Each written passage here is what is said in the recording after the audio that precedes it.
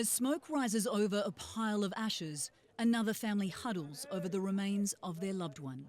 A son says farewell to his 49-year-old mother who died of COVID a day ago, while his twin brother fights for his life in hospital.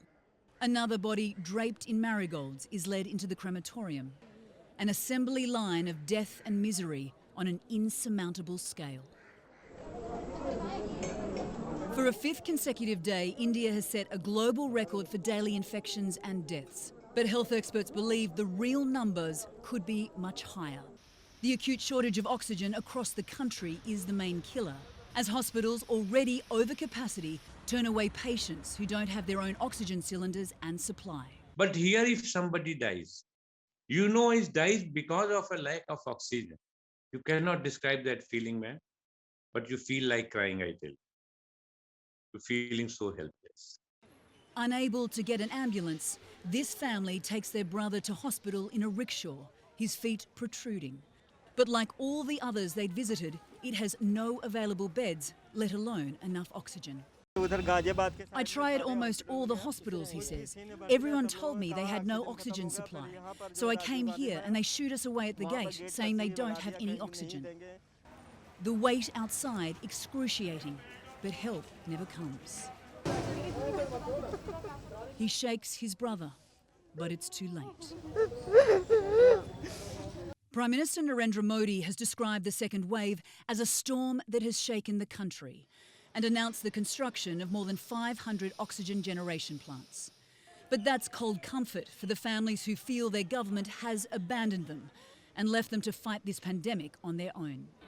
When critics say the government should have been preparing and stockpiling for the inevitable, it dropped its guard, allowing social gatherings, religious festivals and political rallies to be held, some the Prime Minister himself attended, giving the virus the chance to spread and mutate.